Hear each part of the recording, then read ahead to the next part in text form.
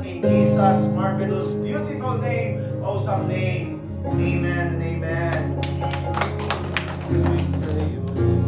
Amen. Isang magandang umaga po mga kapatid.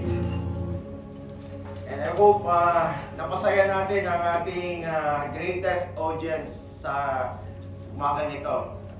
Hindi po yung katabi ninyo, hindi po bawat isa, but yung ating Panginoong Jesus. Amen? And yan po ang treat natin palagi pag nag-worship tayo, na mag-glorify natin ng God. Amen. Because I believe as we bless God, He will bless us. Yan lang po, kasimple ang equation. So, ang kagandahan lang din po sa ganitong setup, ay kilala natin ang bawat isa. Ini-imagine ko kanina, kaya ko ba bawat pangalan? And I praise God, alam ko bawat pangalan ng bawat isa. Pag marami kasi hindi na malaman ang pangalan. But I would like to remind you na meron po tayong Stony Plain Church every 12 o'clock. So gusto niyo pong mapuspos at pumunta po kayo doon after that. At kung hindi naman kayo available in the morning, pwede po kayo sa hapon. So lahat po na ginagawa natin is free will. Amen? Hindi po tayo namamawersa, nandito kayo doon. Kanan. It's free will, may pilit po kayo. Pero kung gusto niyo mag-grow, tulungan po natin ang bawat sarili. At mag-engage po kayo sa ministry. Praise God, Casey. And it's only the beginning. And I believe next time ay marami na po tayong magagawa sa Panginoon. Amen? I know boy is playing guitar as well. Amen. So ang theme po natin sa hapong ito ay tapusin po natin yung 1 Peter. Yung first is 1 Peter 3 verses or 4, then second Sunday, Peter ulit. And ngayon Peter ulit tayo. 1 Peter naman ito, 13 verse to 25. So basahin po muna natin ito. So, therefore, gird up the loins of your mind, be sober, and rest your hope fully upon the grace that is be brought to you at the revelation of Jesus Christ. As obedient children, not conforming yourselves to the former lust as in your ignorance, but as He who called you is holy, you also be holy in all your conduct, because it is written, be holy, for I am holy.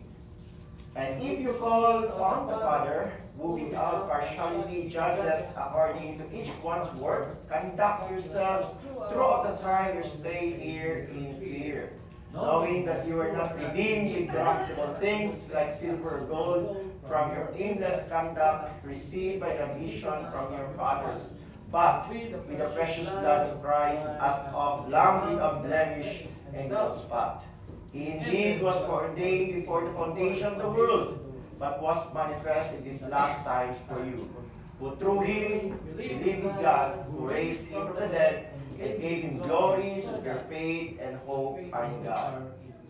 Since you have purified your souls in obeying the truth through the Spirit, in sincere love of the brethren, love one another fervently with a pure heart, having been born again, not of corruptible seed, but incorruptible, through the word of God, which lives and abides forever.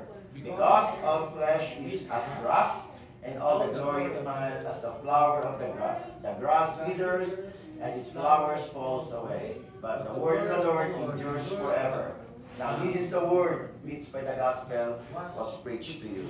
So glory to God for reading His words. Amen?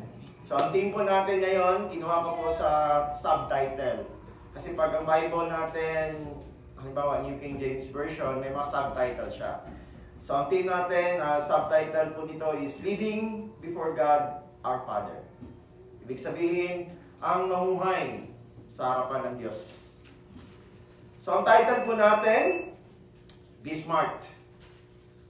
Be Smart. Meron pong kasabihan sa mundo na work smart, not hard. Pero mas maganda yung work smart na work hard pa. Amen?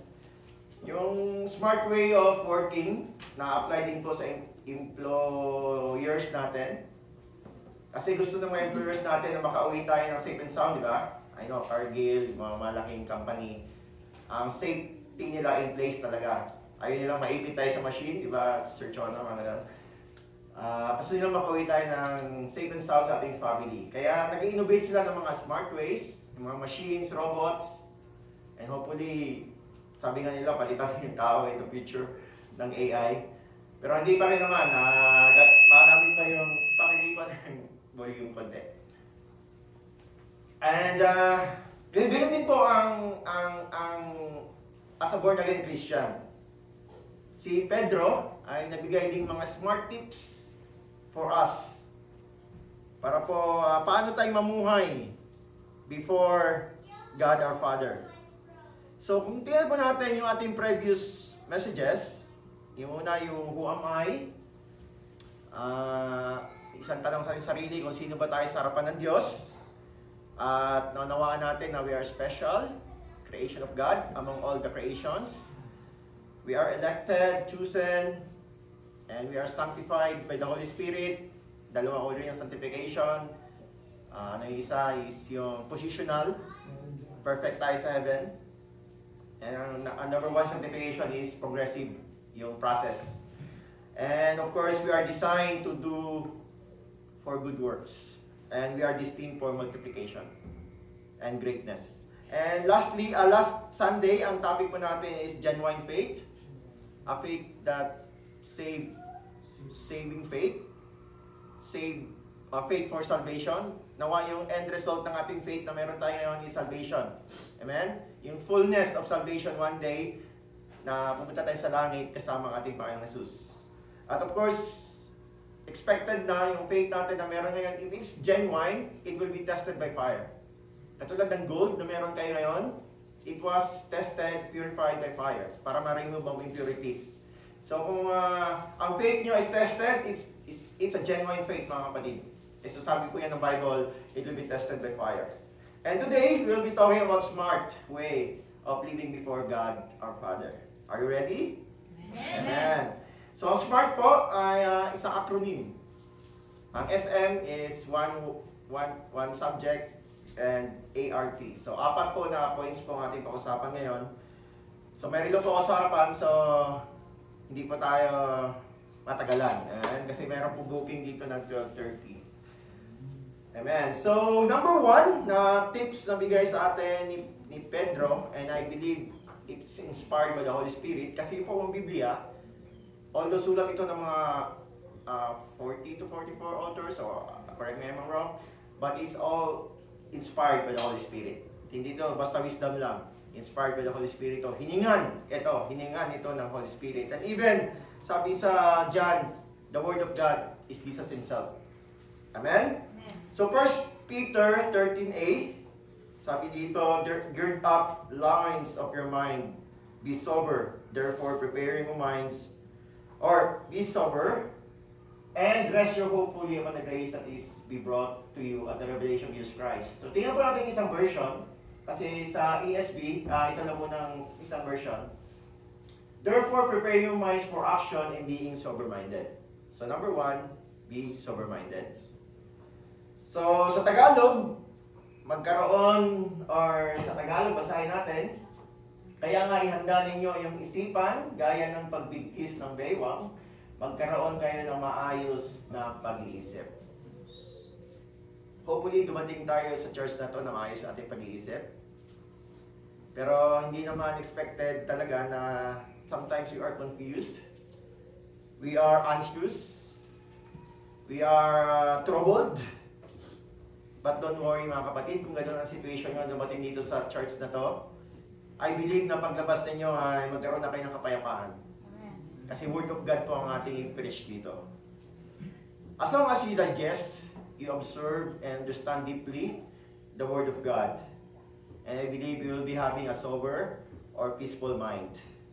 And if you came here as having a peace of mind, congratulations.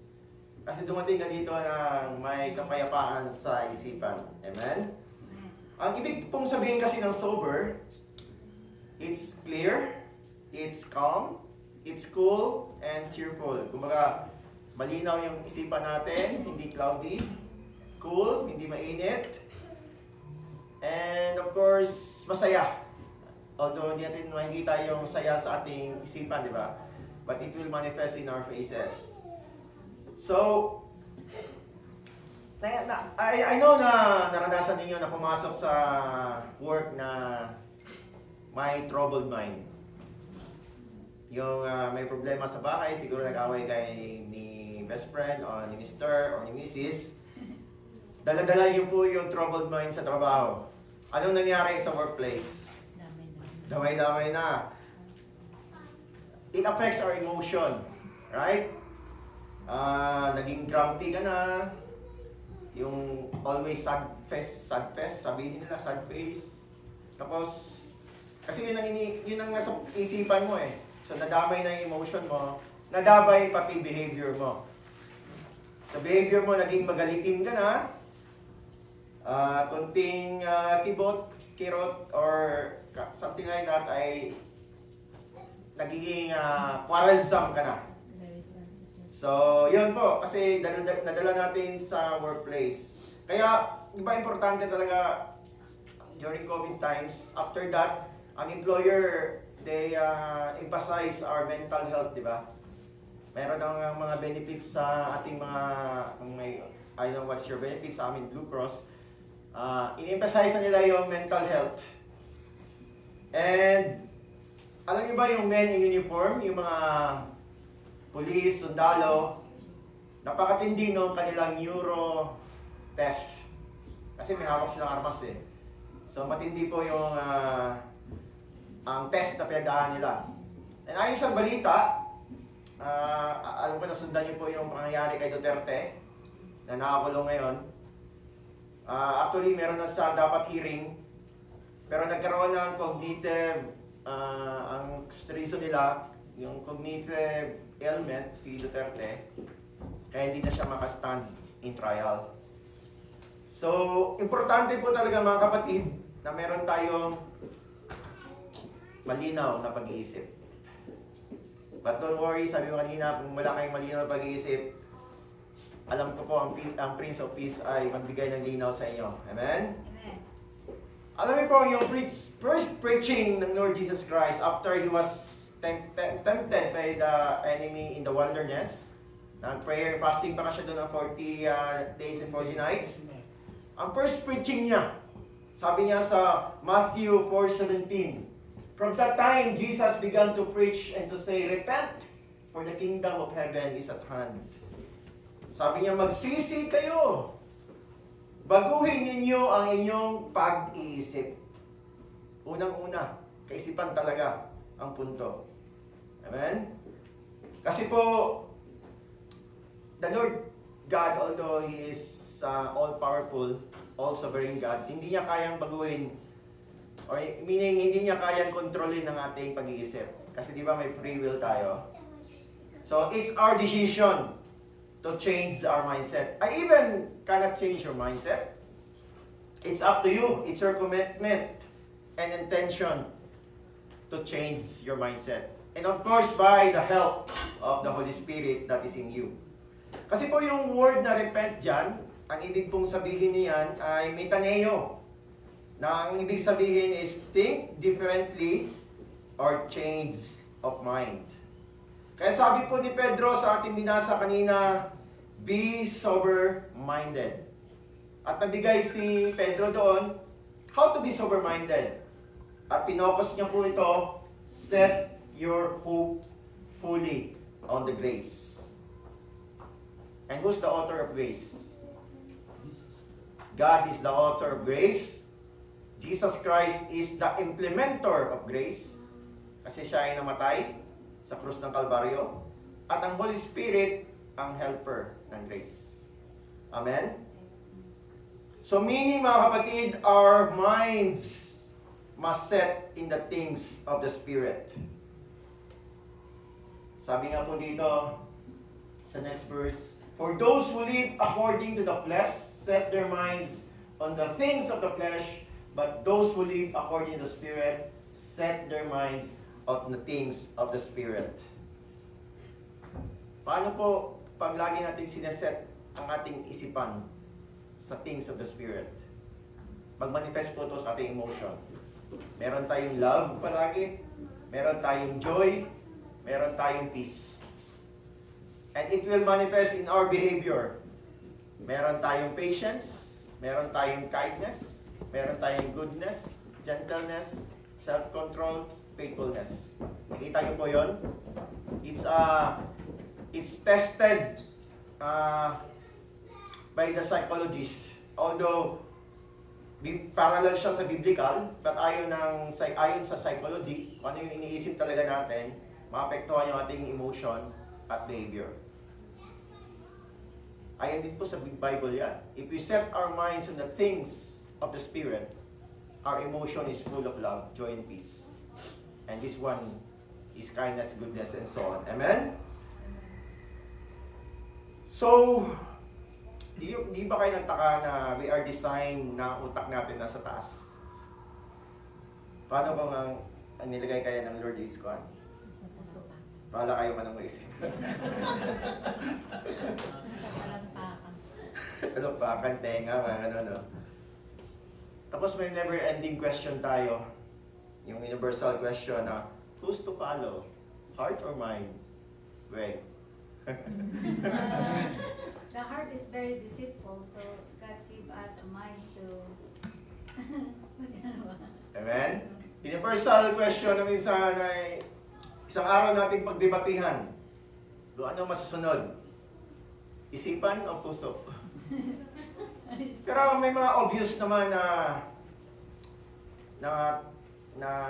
truth na pwede nating i-answer agad. Halimbawa, mahal mo ang isang tao, pero may asawa naman siya. So, paano yun? Puso o isipan? Obvious naman, di ba? Isipan. Amen? So, the answer, kung mayroong mga hindi natin maipaliwanag kung ano bang sundin, puso or isipan, tingnan natin ang Biblia. 2 Corinthians 10:5, sabi po dito, casting down arguments and every high thing that exalt itself against the knowledge of God, bringing every thought captivity in the obedience of Christ. Tagalogin ko po ha. Ibinabagsak nito ang pag-iisip at bawat matataas na bagay na nagtataas sa kanyang sarili laban sa kaalaman ng Diyos. Diyadala nitong alipin ang bawat kaisipan patungo sa pagsunod kay Kristo Jesus. So kung mayroon kayong mga decision making na mabigat, na confused kayo, ang final say is the Word of God. Is it God's will?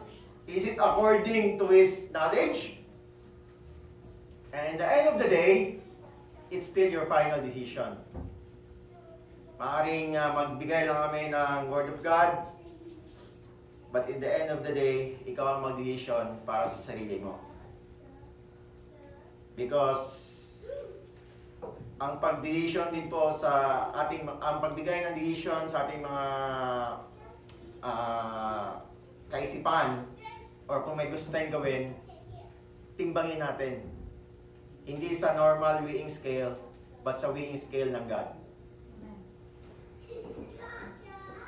That's why I know meron pa ba kayong 2020 cognitive system ngayon? 2020 pa ba yung ating kaisipan ngayon? Amen. Ipagamit natin kay Lord. Kasi one day, aminin man natin hindi, magkakaroon talaga tayo ng loss of memory. Kasi kung lang to tent lang to hindi to permanent. Si Duterte nga, ang galing dati ngayon, pero may loss of memory na siya. So as we aged gracefully, that's why before you start your memory or loss of memory church, ipagamit nyo na kay Lord. Amen. Bago pa tayo magkaroon ng Alzheimer. Kasi may mga taong gustong magpagamit in their advancing years na, pero wala na silang capacity na magpagamit. So, I hope as we age gracefully, paggamit natin ang buhay natin sa ating Panginoon. Amen? Amen. And if your mind is still in trouble, double-minded, chaos, anxious, surrender everything to God. Amen.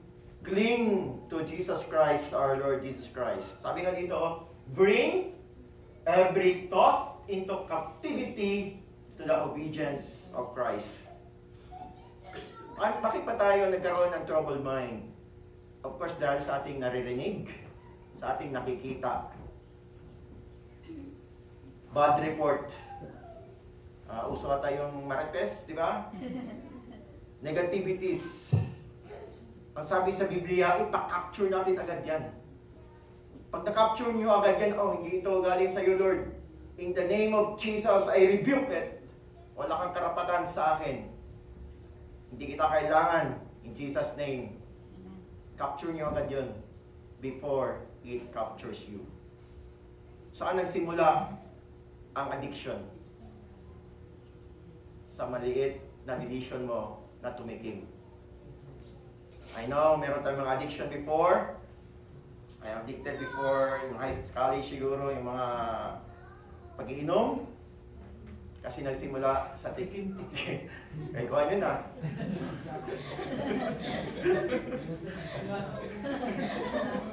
Babalik yung katupe ah. Shackle? Hindi yan maintindihan ng mga Gen Z. Amen? Nagsimula sa patingin-tingin yun po. Hanggang sa, oh masarap pala, hanggang naging addicted tayo. Small try until become a habit, then it becomes an addiction. Kaya po mga kapatid, sabi sa John 14:27, peace I leave you, my peace I give to you, not as the world gives do I give to you. Let your heart be troubled. Let not your heart be troubled, neither let it be afraid. So if and when our minds full of Jesus, yung Jesus yung ating laging iniisip, yung His words, we'll be having a sober, clear, cool, calm mind. And we will be remain focused on Jesus. Because a sober mind is a Savior mind. Amen? Kaya pag pumunta kayo sa SM, sa Pilipinas, maalala mo ito. SM, sober mind, Savior mind. Amen? Lagi din sinasabi, punuin natin ng langit. Pero bago natin punuin ng langit, punuin natin muna ating kaisipan ng mga bagay na mga langit. Sober-minded is a Savior-minded. Colossians 3:2. Sabi po dito sa Colossians 3:2, set on minds on things above. At sabi po sa Isaiah 26:3, you will keep tayo, him and her, in perfect peace, whose mind is stayed in you, on you, because tayo, trust in you. So malinaw po, pag ang mind natin nakafocus sa ating Panginoong Jesus, sa kanyang grasya, pagmamahal at kagandahan loob, ay meron tayong kapayapaan. Amen. Hindi po ako nagsabi niyan, but ang Biblia, and I believe, and we believe the Bible. At ito nga po, Colossians 3:2, set your minds on things above, not on things on the earth. Kaya sabihin niyo sa katabi niyo mga kapatid, be a Savior-minded. Amen. Matransfer yung kaisipan ni Kristo sa ating pag-iisip. So number 2, align with the Word. Sabi sa 1 Peter 14-16, as obedient children, not conforming yourselves to the former lust as in your ignorance. Sa mga driver, alam niyo po kung misalign ang sasakyan ninyo, di ba? Hopefully, conscious kayo dyan. Kasi meron niyang kabig sa kaliwa or kanan. So, kung malakas ang kabig sa kanan, malakas ang kabig sa kaliwa, misalign yan. At kung gusto niyo pa talagang subukan kung misalign, bitawan yung steering wheel. At pagpuntayan kung saan ang kabig, kanan o kaliwa. Ganun ang alignment sa sasakyan. Ganun din sa buhay Kristiyano natin. May turing natin na steering wheel is the Word of God. Pag bumitaw tayo sa steering wheel, which is the Word of God, may tendency tayo mag-drift, mag-sway in the left and right. That's why dapat naka-align tayo lagi sa Word of God, sa truth. Because sabi sa Biblia, pag hindi ka naka-align, may tendency ka na bumalik sa iyong former lust, sa dating yung gawi, dating ikaw. Sabi dito, not conforming yourselves to the former lust. Babalik ka sa dating mo ikaw kung hindi ka naka-align sa Word of God. Amen? Meron tayong mga former vices, bad habits, meaning babalik tayo sa pagiging ignorant. Sabi dito, as in your ignorance. Of course, hindi may maiwasan sa business ng Canada. Ma-misalign talaga tayo minsan, di ba? But, kung mag-misalign man yung ating walk, huwag tayong bumitaw sa manobela. Kasi babalik din tayo sa straight niyan. Huwag tayong bumitaw sa Word of God. Amen. Because ang Word of God ay manual po natin yan. Ang Bible, the best instruction before leaving earth. Our ignorance of the word of God is not an excuse for falling short or disobedience. Sino ba dito na pull over? Huwag naman sana in the future. Kung ibang sabihin sa police, "Police, I don't know the law." Or pwede sabihin, no English. Pero yung pagsabihin natin, "I don't know the law," meron palang law na ganito, hindi yan natanggapin. Because malinaw po sinabos sa batas, ignorance of the law excuses no one. So ganun din po sa atin. Hindi natin po yung sabihin na hindi natin alam ang Biblia. Kasi po may nangangaral, pwede niyong basahin, pwede niyong pakinggan sa inyong app sa telepono. Kaya po, malinaw na sinabi sa Biblia, do not conform to your former lust. Maging align po tayo sa Word of God. Pero it's ironic itong verse na to. Kasi tinawag tayong obedient children. Pero as obedient children talaga, given naman yan, na sometimes talaga mayroon tayong drifting away. Liko sa kanan, liko sa right. Or liko sa left, liko sa right. Then that's why mayroon gentle reminder dito si Pedro through the inspiration of the Holy Spirit na pinaremind niya sa atin dito na meron tinatawag na partial obedience. Kung partial obedience kasi, yung isang life mo nasa mundo, isang life mo nasa kingdom of God. Yan tinatawag na lukewarm Christian. Kaya po, ang expectation talaga sa atin kung paano tayo mamuhay sa harapan ng Diyos, dapat sold out. Yung serving natin, aligned to the Word. Pero in reality talaga, real talk, half-half po ating pagsaserve. 1/4, 1/2, 3/4. Hindi natin ibigay yung ating sold out serving kay Lord. At may warning si John the Beloved sa Book of Revelation. Basahin po natin. So then, because you are lukewarm, and neither cold nor hot, I will vomit you out of my mouth. It's a metaphor lang to Kung gusto mong papawi ang uhaw, maging cold ka. Kung gusto mong may karoon ng medicinal function, maging hot ka. Huwag maging lukewarm. It's an analogy of half-hearted conformance to God's will. If we align ourselves to God's Word, God's way, and God's will, our obedience is sold out. It's called sold out obedience.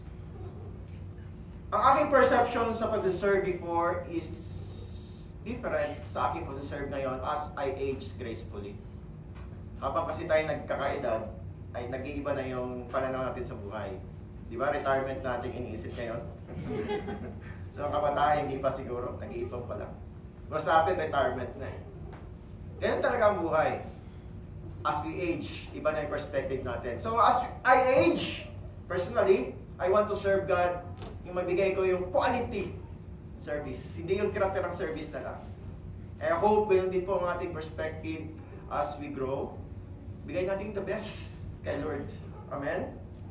Yung maximum na ibigay natin. Of course, disclaimer lang, hindi talaga perfect. Meron talaga, hindi natin maibigay yung ating the best. Kasi under process pa tayo. Amen? So how about you, church? Are you aligned in the Word of God as you live before our God our Father? So, tingnan natin dito, in Canada, busy talaga tayo. We're working here, there, right? Wala nang masama doon. Kasi, sabi nga ni Tope, land of milk and honey, ang Canada. But set aside some resources for the Lord sincerely and wholeheartedly. Allot some treatise, yung time, treasure, and talent for the Lord. Apostle Paul is working while serving. He is a tent maker. Pero hindi yung hindrance sa kanya na mag-serve kay Lord. Kasi naka-align siya sa Word of God. Amen? In 1 Peter 1:15, sa dugtong na niya, as He who called you is holy, you also be holy in all your conduct, because it is written, be holy, for I am holy. Of course, sabihin natin, mahirap magpakabanal. Ang ibig sabihin ng holy dito is yung mas-separate lang tayo sa mundo. Yun lang naman dito, be separated to the world. Namuhay pa rin tayo sa mundong ito, but we are to live so as to be dedicated totally to God. Separated totally from the sin of this world. Kumbaga, ang holy po is dedicated to the kingdom system and separated in the worldly system. Of course, hindi madaling maging banal. But ang question po, is it doable? Of course, doable. Amen? Doable po siya, mga kapatid. It's just a matter of decision and intention. Sabi ni Pablo, be holy for God is holy. Kaya po yun natin i-declare, Lord, I am holy because God is holy. Kaya po, kung paano tayo mamuhay before God, sabi ni Pablo, una, be sober-minded or savior-minded. Pangalawa, align with the Word of God. Pangatlo, be reverential.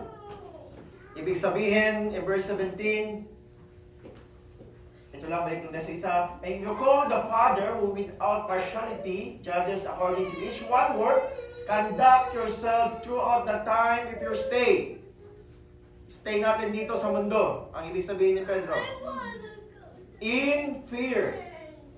So ang fear dito, may malaking kaibahan dito sa fear in the Old Testament. Sa Old Testament, takot sila sa Diyos dahil ang Diyos, takot sila maparusahan. Kasi na-treat nila ang God, which is the God of wrath. Pero sa atin, sa New Testament, in our generation, iba na itong fear na to. Ito yung tinatawag na awe, deep respect, honor toward God. Alam mo, may mga parents tayo, that's the kind of fear. Hindi tayo naspot sa parents natin na maparusahan or mapalo, but we have the respect, awe, and trust toward our parents. Of course, it's closely related to the fear of the Lord, but as mentioned, it's not fear of punishment, but a reverent recognition of God's holiness, greatness, and authority. Kaya sabi sa Hebrews 12:8, therefore, since we are receiving a kingdom that cannot be shaken, let us be thankful, so worship God acceptably with reverence and awe. Sa Tagalog, tayo ay maghandog ng paglilingkod na kalugod-lugod sa Diyos na may banal na paggalang at pagkatakot. Amen. Amen. At nabigay po si Pedro dito ng mga indicators. Sabi niya dito na dapat ang behavior natin, kung meron tayong tinatawag na reverential behavior, we worship God with sincerity. Hindi tayo affected kung wala tayong katabi, kung konti tayo. Hindi natin ginagawa ito in ritual, but in awe and reverence. Amen. Then kung mag-pray tayo, it's a prayer of humility. Approach God in full, deep respect, acknowledging His holiness. So, because we are redeemed, purchased with the precious blood of Christ. Kung basahin natin ang 18:19, knowing that you were redeemed with corruptible things like silver, gold from your aimless conduct received by tradition by your fathers, but with the precious blood of Jesus Christ. Amen? Kaya po, sabihin niyo sa katabi ng mga kapatid, you are redeemed. You are redeemed.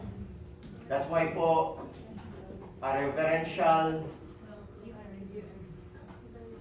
way of living is having a redeemed attitude. Amen. Meron tayong tinatawag na redeemed attitude. Pag i-google ninyo or tanungin niyo si ChatGPT what is redeemed attitude, bibigyan kayo. Dami. Actually, yung ChatGPT, ginagamit ko siya in a good way. Kasi pag sinabi kasi yung GPT, it means generative, pre-trained transformer. Yan po yung meaning niya.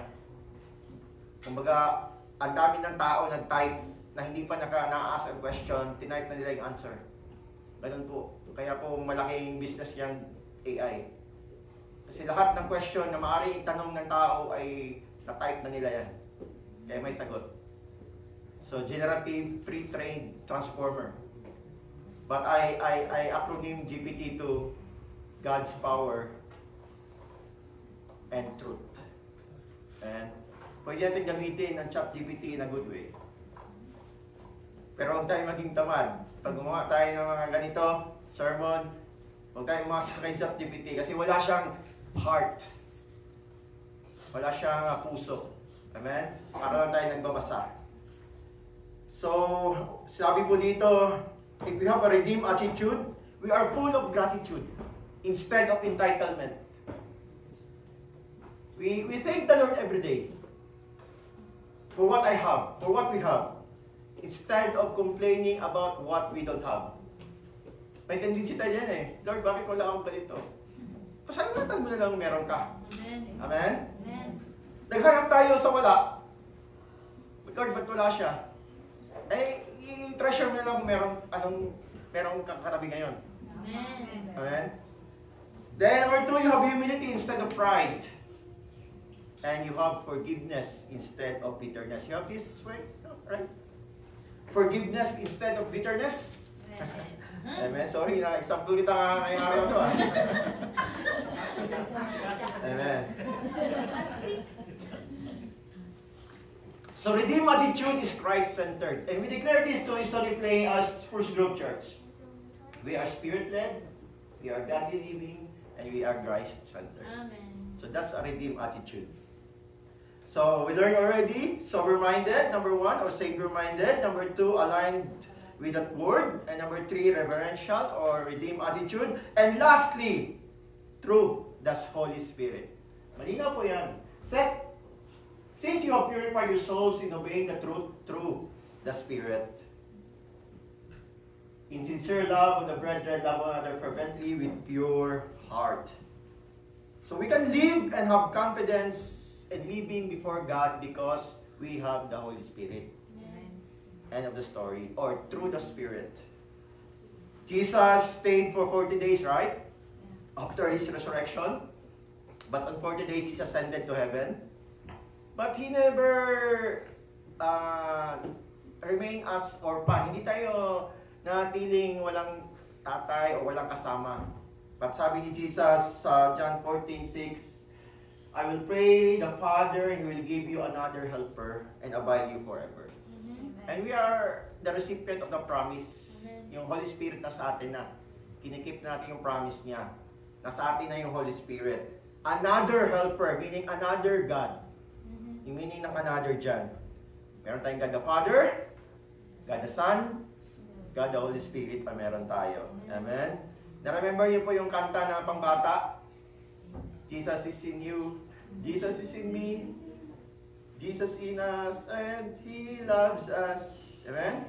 Oh, oh, oh, oh, therefore, we should be like Him to love each other as He loves us. Oh, yun. Makikita natin. Sincere love, love one another, fervently with a pure heart. Amen? Amen. Kaya tayo nagmamahal lang bawat isa, even our enemy, because through the Spirit. Di natin kaya magmahal pag walang Holy Spirit. Kaya po ang batas na summarize na sa isa, love. Di natin kaya memorize yung batas sa Old Testament. Kasi in our generation na summarize na sa love. Love your God, love your neighbor, and love yourself. Amen? Amen. So let's do a quick check. Do you love God? Check. Amen. Amen. Do you love yourself? Check. Amen. Do you love your enemy? Amen. Parang hindi ah. Amen. Amen. So if you genuinely experience being born again, it's not hard to love the unlovable. Kaya mo yan, Sister Lai. Kasi po ang favorite verse natin, we can do all things through Christ. Through Christ. And Christ living in us in the form of the Holy Spirit. Amen? That's why palaging through Holy Spirit. Through Christ. We become born again Christian through the Word of God, of course, and through the Holy Spirit who abides in us forever. Can you say abides forever? Abides forever. Amen. Walang forever, di ba? So, ang experience natin pagiging born again talaga is through the Holy Spirit, but yung word na preach sa atin. Kung punta natin yung verse 25, sabi dito, but the word of the Lord endures forever. That is the word by which the gospel was preached to you. Yung word talaga na preach sa atin, pero it's the movement, it's the conviction of the Holy Spirit. That's why nag-decision tayo, Lord, I will accept you, I will receive you as my Lord and Savior. Amen? Sabi ko kanina, walang forever. Totoo yan. Totoo yan talaga. Walang forever. Kahit yung earthly relationship natin with husband and wife, hindi naman forever yan. Pero merong till death do us part. Amen? Yung, kumbaga, ang kamatayan ang maghihiwalay sa atin. Amen? Kasi one day talaga, maghihiwalay talaga tayo. Pero, praise God, I don't know kung mayroon pa mag-asawa sa langit, di ko rin alam. Di ko kaya karukin. Alamin na lang natin pagdating doon, kung mag-asawa pa rin kayo dalawa doon. Di ko alam. Amen. Basta importante na sa langit tayo. Amen. Walang forever, meron till death do us part, meron for better or worse. Amen. Yung mga promise natin, mga covenant natin sa harapan ng kinasal tayo. Even your treaties natin, yung cars, cash, and careers, will vanish someday. Amen? Yung ating treaties, mag-vanish din yan. Yung time, talent, treasure, mawala na yan. Yung ating treaties, yung ating power, position, and pockets, will vanish someday.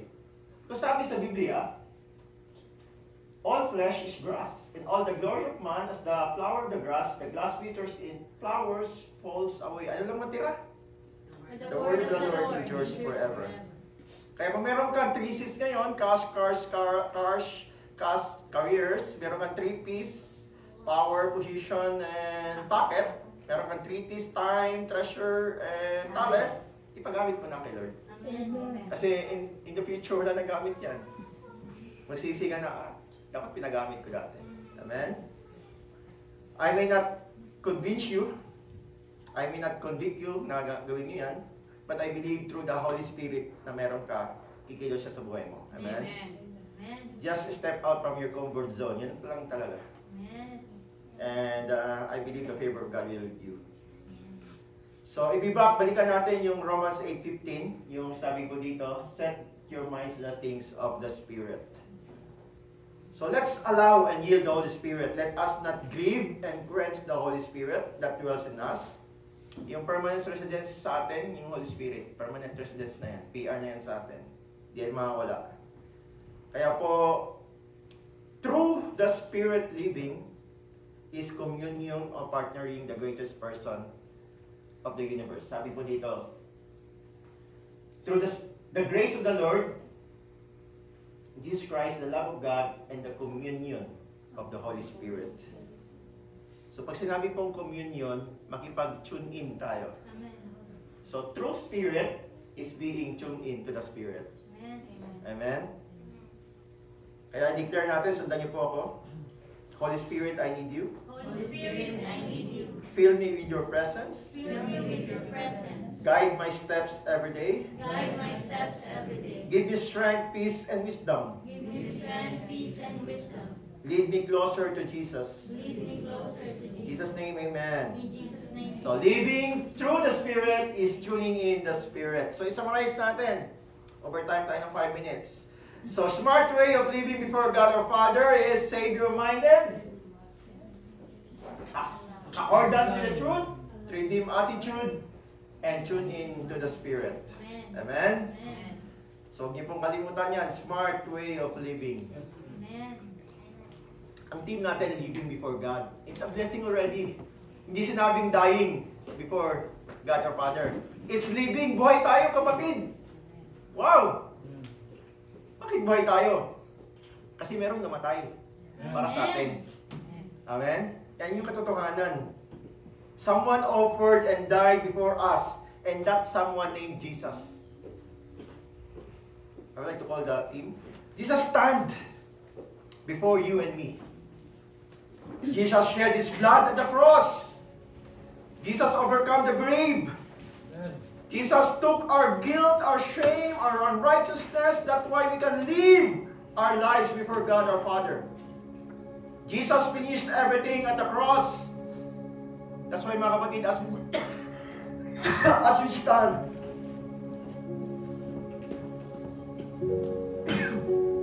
let's give Him the best praise and worship, the highest praise, the reverence. Let's sing this song with full of our hearts, full of adoration, full of thanksgiving, as we declare what Jesus did for us, and let's also declare total surrender to Him. Lord, here's my life. Mold and use me according to your ways, to your will, to your word. In Jesus' name. So let's sing this song prayerfully, mga kapatid. Oh Lord, you've searched me. You know my ways. Even when I fail you, I know you love me. Your holy presence surrounded me in every season. I know you love me. I know you love me. At the cross I bow my knees, where your blood was shed for me. There's no greater love than this. You have overcome the grave. Your glory fills the highest praise. What can separate me now? You go before me.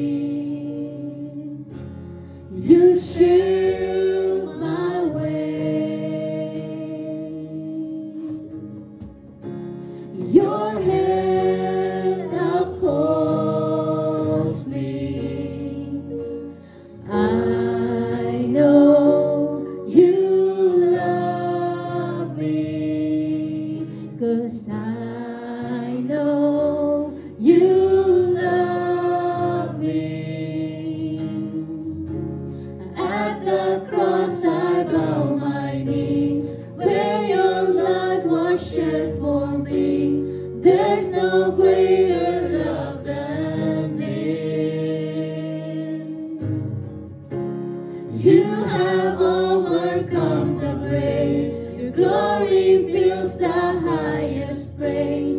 What can separate me now? At the cross I bow my knees, where your blood was shed for me. There's no greater love than this.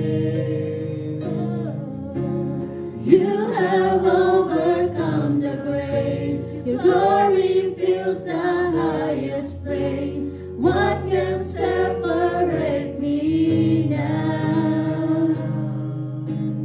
You tore the veil. You made a way. When you said that it is done, you tore the veil, you made a way. When you said that it is done, you tore the veil, you made a way. When you said that it is done, you tore the veil, you made a way. When you said that it is done. Lord, salamat Panginoon na mabuhay lamang na sa iyong harapan, Lord God, ay napaka-blessing na Panginoon. We can live before God our Father. Instead kami po mamatay, Panginoon, ay inako niyo po ang kamatayan para sa amin. It's a blessing already, God. And it's a bonus na bigyan niyo po kami ng practical ways how to live before God. To have a Savior-minded, to have a attitude or to have an attitude towards the truth, Lord God. And we have a reverential or a redeemed attitude. And we are tuned into the Holy Spirit, the great helper in me and us.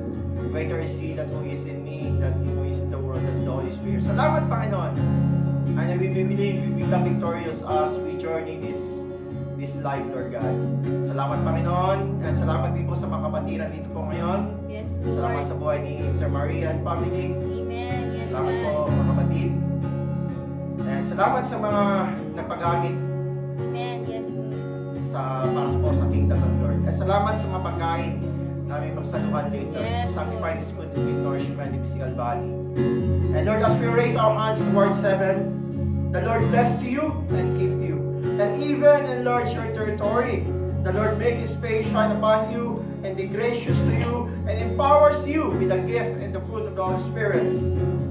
And the Lord lift up His countenance upon you and give you peace. And that's a blessing of shalom. Nothing missing, nothing lacking, nothing broken. And we receive them in the name of the Father and the Son and the Holy Spirit. And all the children of God will say aloud, Amen. Amen.